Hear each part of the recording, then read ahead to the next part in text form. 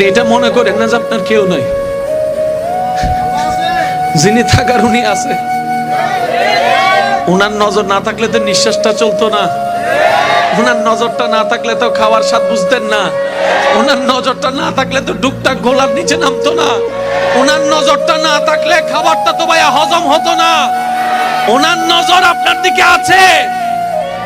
উনি আপনার শত্রুদেরকে সময় দিচ্ছেন আর এদিকে আপনার ধৈর্যের পরীক্ষা নিচ্ছেন। এক কাজে দুই কাজ, আপনার শত্রুদেরকে সময় দিচ্ছেন আর আপনাকে পরীক্ষা নিচ্ছেন। এবার আপনি বলবেন আমার তো কোনো অপরাধ নাই, বিনা অপরাধে সাজা কেন? তাইলে তো আপনার জন্য ডবল শুকরিয়ার বিষয়। সেটা হচ্ছে আল্লাহ তাআলা আপনাকে 10,000 বছর আগুনে জ্বলার মতো গুনাহ যেটা আপনি করেছেন ওইটা থেকে বাঁচানোর জন্য 3-4 মাসের 3 বছর 5 বছরের একটা দুনিয়ার কষ্ট দিয়ে দিচ্ছেন। সুবহানাল্লাহ।